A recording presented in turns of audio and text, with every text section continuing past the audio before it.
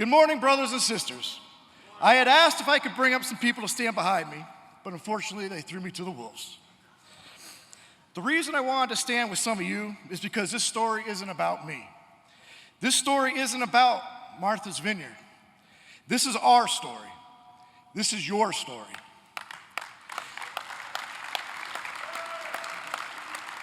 The only reason I stand on this stage today is because of where I live. I didn't do anything any of you wouldn't do. It could have been any one of us, but alone, my voice would have never been heard. But together, we made noise across North America. Together, we were strong. Together, we are ATU.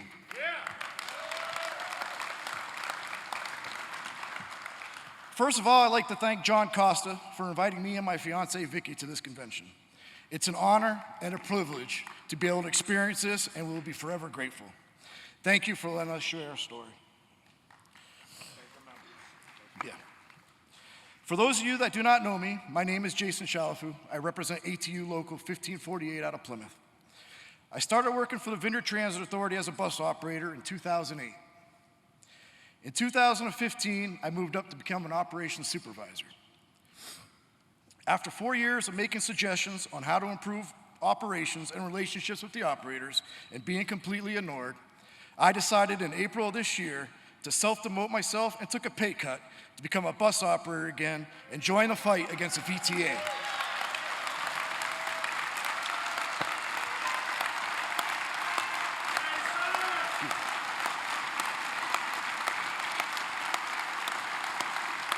Thank you. Now, to give you an idea of how Transit Connections Incorporated, the management company for the Vineyard Transit Authority, treated their employees, I have two stories to tell. The first one involves me. In July of 2018, I decided to pursue another job since I had asked for a raise each of the last 3 years, but was denied. I became one of two finalists for the Director of Transportation job for the Island Public School System. In my first interview, I stated clearly that I didn't want anyone calling my references at the VTA unless I was seriously being considered for the position. I didn't want any awkwardness at my current job if I wasn't going to get the job. I was called by the assistant superintendent on a Wednesday asking for permission to call Darren Morris, TCI's GM, and my boss, and Angie Grant, the VTA administrator. Absolutely. The reason for the call to Angie was the VTA had the contract to maintain all the school buses, and the assistant superintendent wanted to be known that they might be wanting to steal one of their managers.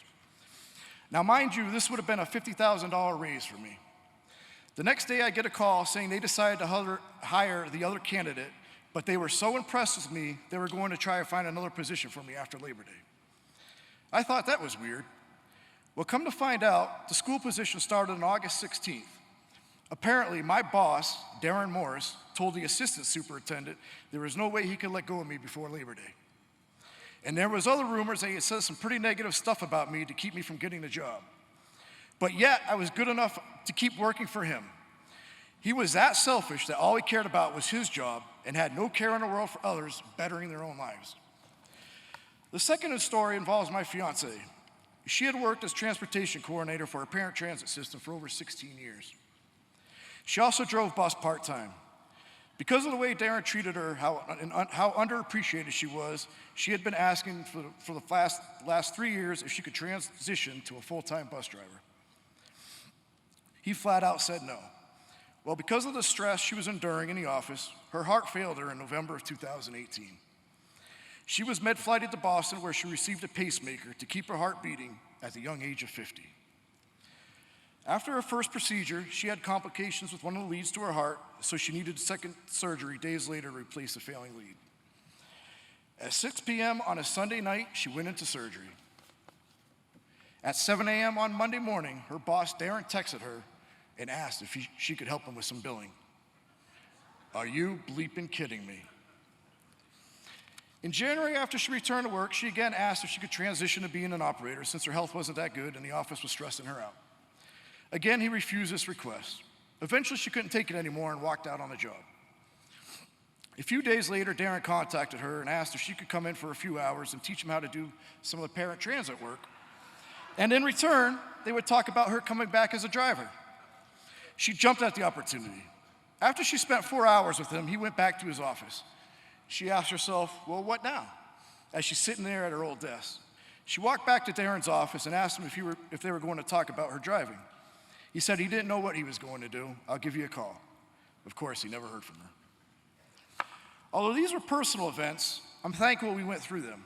I did not take these events personal. However, it lit a fire under my ass to get involved and instilled a drive in me to protect my coworkers from this tyrant. Let's grab some water here. So this was the reason we needed a union. Not necessarily because of our stories, but the countless other stories of our GM bullying us, overworking us, and just doing whatever he wanted to, as long as he put asses in the seats.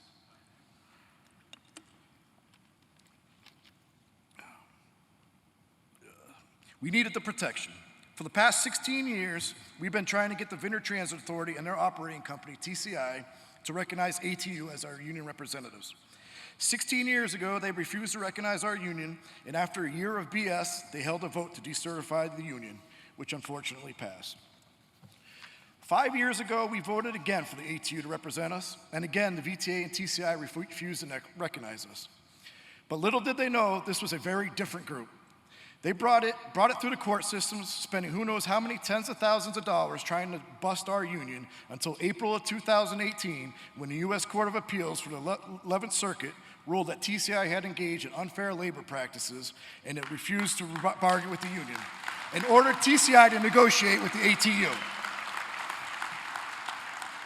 I started out making $16 an hour in 2008. After 11 years, I was only making about $22.50. Considering the cost of living on Martha's Vineyard, this was a ridiculous wage to be earning after 11 years. My rent is $2,300 a month for a 1,300 square foot apartment in an affordable housing development. A gallon of gas cost me $3.89. A gallon of milk is $4.69. To compare what bus operators make in our general area, Fall River, New Bedford, and Cape Cod cap out around $24 to $26 an hour. We capped out at $23.50 after a 14-year progression. Even though the cost of living is 60% higher on the island than anywhere else in the country. The Steamship Authority in Woods Hole hires operators at $17 an hour, the same wage we started at the time. The difference is the Steamship Authority will bump you up to $20 an hour after 30 days. You know how long it took us to earn $20 an hour at our pay scale, just 7 miles away? 6 years. We live in one of the richest places in the world, and yet we couldn't earn a living wage. The administrator, Angela Grant, kept saying that they didn't have it in their budget to give us raises.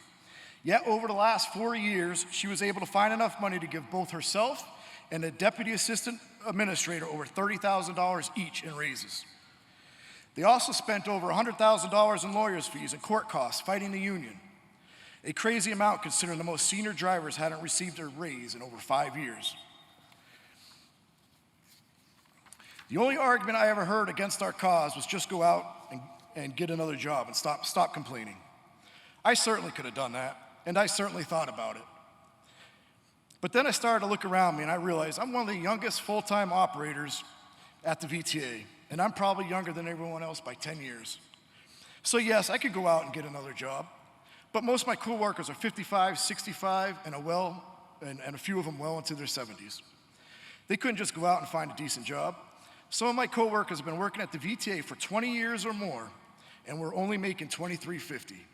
So I chose not to get another job, but rather stayed here and fought with my coworkers for what's right and what's fair.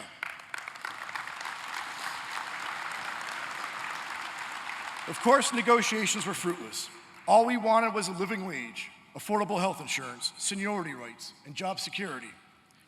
On May 31st, TCI offered us a last and final contract offer. In this contract, it had language that basically said TCI could void the contract at any given time based on many factors. We made a counteroffer, but TCI refused to come back to the bargaining table. So on June 29th, 32 of us operators decided we were going to go out on strike. Within days, the VTA continued their union busing tactics by hiring a firm to bring in scabs. They were paid between $28 to $35 an hour, and plus they were given food money, housing, and transportation money. They couldn't find the money to pay us, but they found hundreds of thousands of dollars to pay the scabs. It was demoralizing, to say the least. But with the community support, we held strong.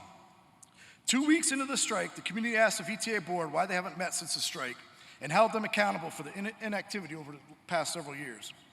We attended selectmen board meetings and put pressure on each town to hold their appointees to the board accountable for the mess they helped create. We demolished the VTA on social media, and especially on an Islanders-only group called Islanders Talk. Through this group, we got the public to attend VTA board meetings, and we marched into board members' offices and demanded action. We didn't win this fight the normal way by shutting down the bus system. We had to get creative, and our biggest allies was our community. The ATU also ran an ad campaign letting vacationers know that they were on strike and bus service could be interrupted. We were on the picket line at the major boat terminals, and I can tell you I have never seen so many empty boats in the month of July in my life. I attribute this to the campaign the ATU ran.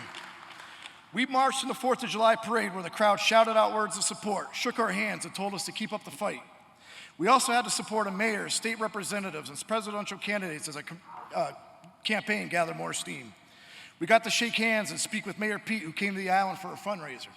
He invited us into the fundraiser at the Performing Arts Center. When we walked in, the crowd gave us a standing ovation. On July 17th, I was invited to speak at the Can-Am conference in Boston. I had no idea what to expect. What I experienced was a show of solidarity that I may never witness again. Within 40 minutes after our speeches, the ATU locals at the Can-Am pledged over $50,000 to support our strike fund. It was a day I'll never forget, and to the 32 striking drivers on Martha's Vineyard, it was just what we needed to stay motivated and keep up the fight. On July 18th, the VTA board was finally functioning properly and ordered TCI back to the negotiating table. During one of the negotiating sessions, the federal mediator turned to us and said, "I'm telling you guys, I have never seen a strike work when the bus system continued to run." At the Can-Am conference, I said failure was not an option. We would not go back without a contract. We did not let you guys down. Mr. Mediator, it took 28 days, but I have something to show you. Our first contract, Mr. Mediator.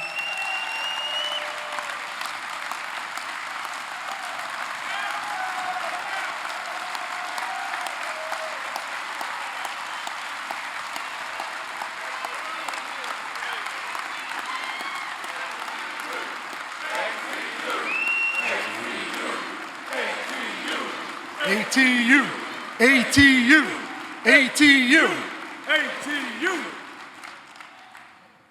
Don't ever, ever let someone tell you you can't do something or that it can't be done. He underestimated the strength of our community. He underestimated the heart of the 32 striking workers on Martha's Vineyard, and he most certainly underestimated the power and solidarity of the ATU. Like all first contracts, you don't get everything you want, but what we did get was a 3-year contract that has the union protections we need, seniority rights, grievance protections, and a living wage. We went from a cap of $23.50 over a 14-year progression to capping out at $27.50 after only an 8-year progression.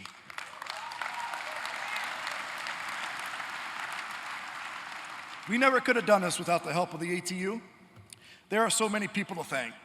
First and foremost, I want to thank my fiancée, Vicky. She is always by my side. She always supports me in whatever I do, even if it means taking time away from her. I wouldn't be here today without her. Thank you. I want to thank Rich Towns, one of our co-workers who started this fight and unfortunately couldn't make it here today. Without his relentless fight and leadership, we never would have stood a chance. Obviously, a special thanks to the late Larry Hanley, who believed in our cause and who started our campaign. And to John Costa, who picked up where he left off and has continued to support us through everything we are going through today. Thanks to Steve McDougall, Bruce Hamilton, and Ray Greaves, Rick Gilbert, and Ray Rivera for their leadership. Thanks to Todd, Dave, and James for their organizing efforts. Also to Ginny Diamond for her continued support and dedication to our cause. And thank you to the members that joined us on the picket line.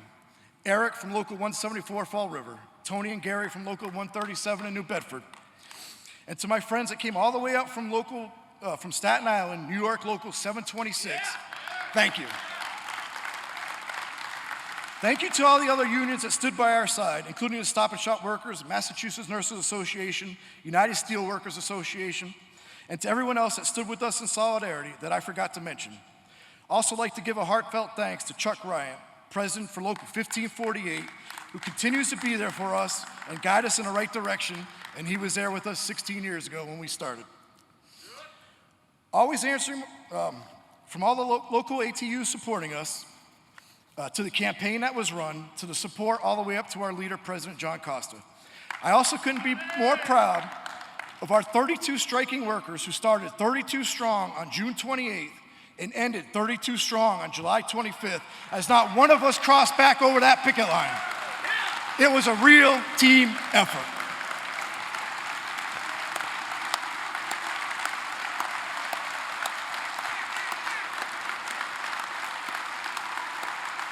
If there's one thing I would like everyone to take from our experience, it would be to realize no matter how small or how large your local is, everyone that is part of the ATU has your back. Whether it come from kind words of support or gift cards from Stop and Shop donated from the ATU locals, or an expensive campaign set up with the blessing of our president, everyone at the ATU supports you. We're about as small a group as you can get, and yet the ATU has put every resource they have to fight for us. Sadly, our story has not ended.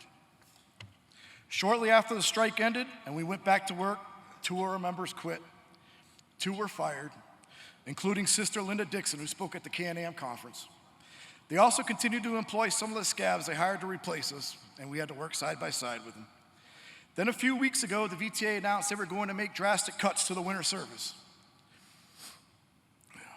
which would make many of our members either unemployed or working hours and shifts that they haven't had to work in 5 or more years. This is also a severe blow to our ridership that depends on us to get to doctor's appointments, work, to grocery stores, libraries, etc. There is one lady we know who is a single mom who doesn't drive and had to quit her second job caring for an elderly couple that desperately needed her assistance. Because she would no longer be able to take our buses to work, which means she lost an additional $1,200 a month in income, and the poor elderly couple she took care of has to find a new caretaker. Normally we run routes 1, 2, 3, 4, 5, 6, 7, 8, 9, 10, 10A, and 13 in the winter. They are going to cut routes 2, 3, 4, 5, 6, 7, 8, 9, and 10A, leaving only 1, 10, and 13. The VTA claimed our contract would lead to a $700,000 deficit in and of itself. Obviously, it's a flat-out lie. It's just another example of union busting at its finest.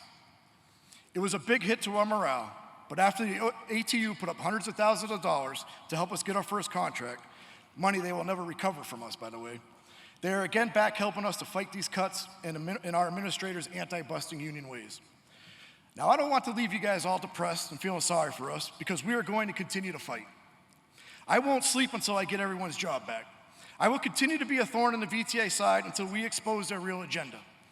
They think we are going to crumble and fold, and they think they will get rid of the ATU. But once again, they underestimate our heart, and they underestimate the power of solidarity. I want to leave you all with this. You remember that vile little coward of a man, our general manager, Darren Morris? Well, the day before I left to come to Vegas, I was informed that he gave his 2-week notice. So sad to see him go. He could not take the pressure that the ATU has put on him. He could not handle the fact that he lost all his power. And when the story is finally told, when the story is finally over and last told, Administrator Andrew Grant will follow him out the door. And you know why? Because together we fight, and together we win. Thank you.